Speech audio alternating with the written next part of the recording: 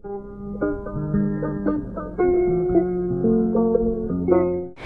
yettude Allah e julde nelaɗo mum sallallahu alayhi wa sallam on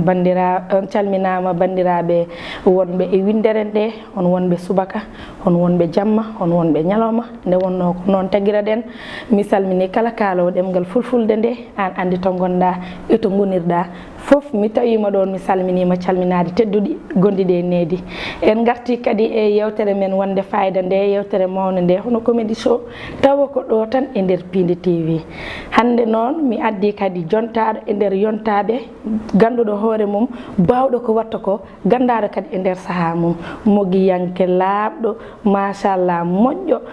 pinɗo pamɗo on wiyete ko Mayram Dieng. Assalamu alaikum ma Seydi Dieng. Wa alaikum salam Aisha wan mi salmitimama hana hanirtani Seydi wan mbeɗa ndaara jamma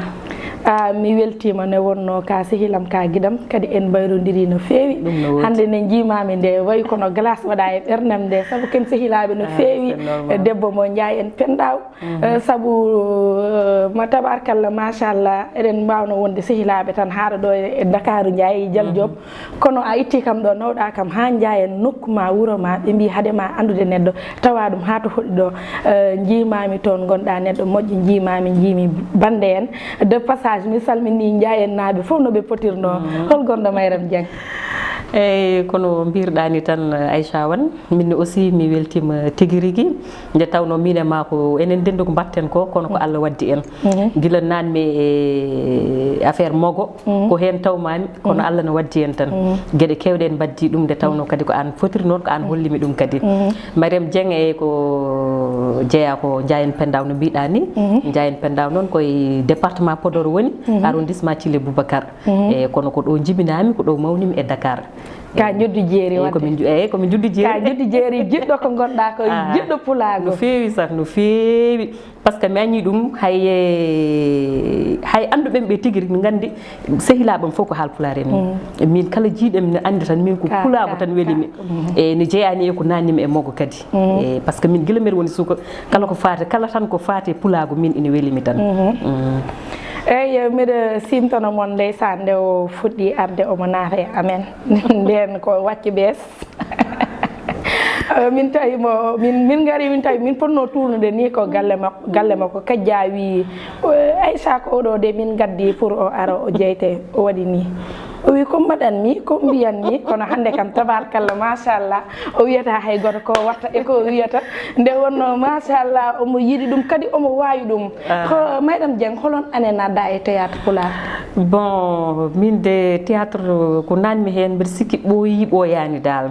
ko hedde somi jumani dal ko hedde 2011 en ɗin dal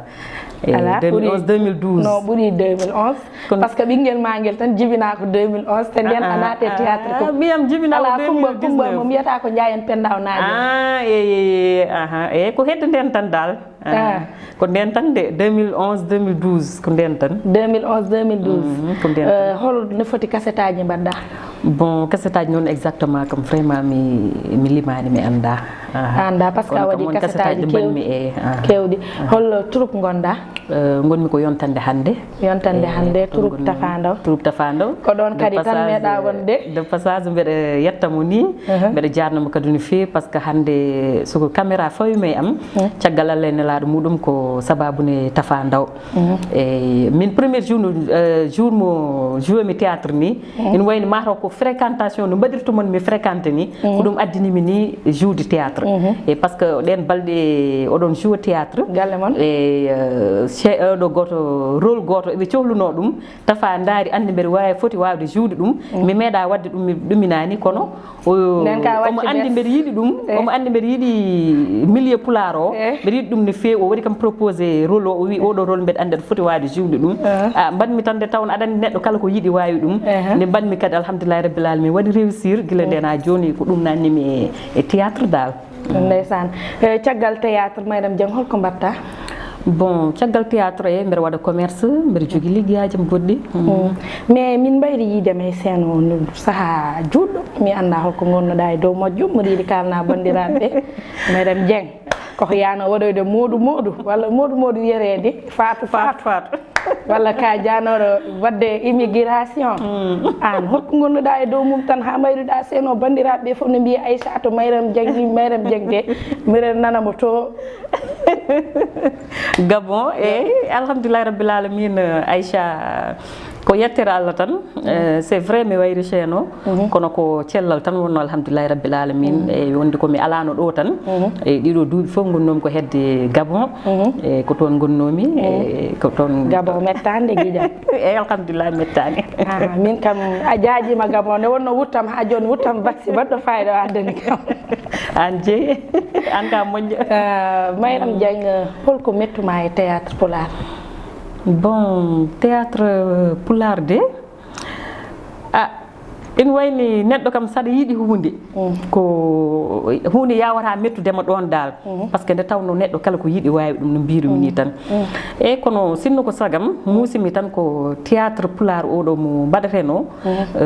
par exemple ɗo poɗɗen hebde ɗo walla ko poɗɗen dañde ko hen en dañani ɗum dal e ko ɗum tan woni ko musimi hen sinno ko sagam hande taw kala artiste Pulaar kala baɗowo ko fate Pulaar hande taw aɗa jogui aɗa maahi galleji aɗa gaari auto ma tawa mankirake haydara dal a faami kono no foti wayde ni woyani noon mi anda noon qu'est-ce qui se passe mais sinno ko sagam hande kam taw ɗo acteur uji ivoirien ji ɗi keeɓi ɗo walla to acteur uji nigérien uji ɗi keeɓi ɗo taw enen en ɓuuri ɗon ni mais ha joni kadi en duwata Allah tan ko yo Allah won ballo tan ha ɓuuren ɗon ni inchallahu rabbi mataw ko ɗum tan mettimi hen dal ko haali ko gonga mais inchallah ma aroy so Allah jaaɓi so sen darni tan en dañi ambition par ce que hunde fof ko yidde e pellital sa yiiɗi hunde a fellitani ɗum inchallah kala ko ganniɗa hen tan ma aro inchallah min de e miijam e fofam min miijotom ko inchallahu rabbi enen no mbaɗen tampude Pulaar ni ma won saaha de Pulaar rutti en tampere men ɗum kam nanay anniyam e holko ɓurma welde wadde e Pulaagu ngu holko ɓurma hen welde nde caggal nde kalɗa ko mettuma ko bon Pulaagu ngu kam vraiment nde tawno wolu mi welimi vraiment mi yiyani hen ko mettimi dal mi yiyani hen ko mettimi koko welimi tan jimi hen nde tawno ko mbaɗami ko mbeɗa yiiɗi ɗum kala ko fati Pulaagu min ina welimi tan Pulaagu ngu wadde ne welma ina welimi vraiment e Mayram mbiɗa yiiɗi kadi kaalen e théâtre hanki e théâtre hande nde wonno nden hanki mbaɗono ɗen ko cassette aji ɗi ganduɗa mbatten tan ko vol 1 vol 2 fawe yimɓe wonɓe caggal leydi en général kamɓe coɗonno cassette aji ɗi nelde fuutankoɓe on sanga ko ɗum wonno mais joni jamanu waylo arti gonɗen koye saaha série ji e téléfilm uji ɗi ganduɗa sa yeeɓi film aji ɗi tan aɗa andi ɗum ɗo ngalu kewɗo waɗani hen walla holno jiiruɗa ɗum dal théâtre hanki e théâtre hande holno jiiruɗa ɗum eyyi bon théâtre hanki théâtre hande c'est vrai faut ko théâtre mais serde ɗum tan ko hande mondo ɓuuri wadde développé peut être nden koye cassette aji yimɓe mbawno hadde hande noon en jii internet ari en jii chaîne uji YouTube ari foof ari dal aɗa wawi joɗade taw wona ni ko ma pada ha cassette neldeɗa cassette jeeɓa hande film yaltat tan ɓoƴƴa téléphone ma saɗa jogui e tan jeeɓa dal hande kam on banggue waɗi développé no fewi e série ji kadi ko mbiɗa hen ko théâtre hanki ɓurno webde seeɗa théâtre hande par ce que théâtre hande ko kañum namni ɗum e hande ko série ji heewi waɗede série ji ɗi kadi nouvelle voilà projecteur fof ko change caméra ji ndena caméra ji joni wona gotum guila matériel o fof wona gotum idée ji ɗi wona gotum baɗanal jaɓɓal ngal wona gotum ko waɗete ko hen investir kadi wona gotum ɗum tawi hande série ɗiɗo ɗo jiita sa yiiɗi ɗum wadde il faut ko peroɗa il faut ko jawdi yalta hen dal ko nden mbawata dañde hen ko jiɗɗa ko ɓe mbi neɗɗo ko haala Pulaar mbiya ko to banden puyir fo il faut ko ɗayira ɗon dal ka jamanu hande namni ɗum ko jamanu o yaari noon hande dal a wawa yimɓe ne mbaɗi développé an keddoɗa caggal ɗum ɗon c'est impossible yimɓe hande goni koye jamanu série goni koye chaîne uji YouTube ɗe tout ça a wawa wonde tan e cassette vol 1 vol 2 ɗum ɗon kam wawa wonde hankadin dal on mbaɗi ɗon dépassé ɗon kam wawa wonde hankadin an aɗa waɗa théâtre ha joni eyyi mbeɗa waɗa théâtre ha joni est ce que aɗa waɗa théâtre ha joni an ara waɗa théâtre mbeɗa waɗa a yahani volet goɗɗo an mbeɗa yaha mbeɗa waɗa jiyanmami ɗeɗo balɗe ha eyyi mbeɗa waɗa théâtre mbeɗa waɗa kadi émission ngaji eyyi ko mbeɗa waɗa hay komi présentatrice kadi e nder chaîne amen YouTube Ndiayen Pendaw TV ko sukaɓe amen mbaɗi ɗum créé e ko on chaîne ko hen dillami oɗo dumuno dal Mayram Dieng wiina waɗa théâtre ha joni mais est ce que somi wima Mayram honko jinmi liggodade ma ko fate Pindi TV télé mawɗo o télé baɗɗo fayida o est ce que Mayram ma ar gara liggoɗa e yam comme ça ƴeewen ko mbaɗɗen tawa ko théâtre tan ha joni beltinen bandiraɓe nde wonno ɓe mbayri yiidema no feewi kadi moɗo andi ɓe jewnima mais bien sûr pourquoi pas parce que Mayram Dieng ummin ɗum tan ko pular ummin ɗum ko théâtre ummin ɗum kadi ko yo leñol ngol fof welto tan puɗaɗa min ko ɗum non mi accani Mayram Dieng mi weltima no feewi e garal ma e yewtere nde weeli kono muɗo yinno wooda ko mbaɗanɗa bandiraɓe hunde ko weeli ko safi anecdote so kala mo mbimi ɗo yo wonko haali addata ko yam muɗo mooli Allah haal ko guurɗa tan taw ko jalni tan jalna bandiraɓe seeɗa hoto namnam hen noon min mi jayaka hen ɗon kam Aïcha vraiment on passe ɗon kam parce que mi haal walla mi haala ɗum noon waɗi mi ɗacci jungo ma haal non mais holko ko guurɗa tan ko mbawɗa haalande bandiraɓe jalno ɗumen seeɗa par ce que wiya ko comédie show hayso tawi mi noddi on ni on kaali gurdam mon ko fate mogo mbiɗa yiiɗi kadi jalnon bandiraɓe seeɗa par ce que min ko ɗum gownumi téléspectateur uji am il faut woɗa ko mbaɗɗano ko jalnini ɓe hal hunde tindu walla ndaara walla tindude walla ndaare aɗa min kam mi wawa tindude déjà mi wawa kadi min mbami ron ko wadde théâtre walla présenté émission alamo nawnoɗa wuuro moon wi ñamata liddi aɗa andi on kam film uji makko gasata déjà nden ndeysan taw omo sowi min jaadi o wi kanko kam liɗɗi kam o ñamata yimɓe wuura men mbi a ñamata liɗɗi o ela min kay ko tewu tan walla ɗum ɗo te ko effectivement ko gonga makko wonno noon par ce que nden ko liɗɗi ɗi mais ko ɓuuri hen jalnade ndeysan wonɗumin o wi kadi ko liɗɗi maayo wiɗo yiiɗa liɗɗi gueeƴ aɗa andi kanko kam ko bewɗo ɗum noon ala bannoɗum so wona Aissata Hawa Samba Doya o wona gonga vraiment Mayram Dieng mi weltima no feewi bandiraɓe muɗo wiya on kadi muɗo yeeɓa commentaire uji ɗi mi yi kadi noon mbaɗirton partagé ji émission o so yalti mi yi kadi no jiɗirɗon ɗum ni joni kadi muɗo wiya on kala mo jiɗɗon tan mi invite ɗum min mogoyankoɓe mi ala e mabɓe sens interdit mo jewnuɗon foof mbaɗane kam ɗum e commentaire o mami yiya to wawi wonde windere nde foof mami addu ɗum mi fawano ɗum ɗo bandiraɓe jiyambo jiyon ɗum beltoɗon Mayram Dieng holkoni dernier mot ma mayrodirɗa e bandiraɓe eyyi dernier mot am ko alhamdoulillahi rabbil alamina jetti Allah no fewi jetti jibnaɓe meɗen kadi vraiment ko yettude leñol ngol aussi nde tawno ɓe mbi ko cakkude ñuhladde fo gonga ni ko enen dariniɓe pulagu ngu enen jiiɗi pulagu kono ko fulɓe ɓe koye men ɓuuri yidde pulagu nde tawno pullo no yiiɗi hoore muɗum kala ko mbaɗɗen eɓe belto hen eɓe jeego hen beelamo no fewi eɗen jettaɓe mbeɗa salmini kadi dendagal tan ɗo ɓiɓɓe fulɓe goni e kala to ɓiɗɗo pullo woni e dunde baba Adama mi salmini ɗum mi juurima ɗum kadi mi weltinima ɗum particulièrement noon ɗo wuram ɗo ɗo Ndiayen Pendaw Samba Tulewole ɗo mi salmini dendagal Ndiayen Pendaw naaɓe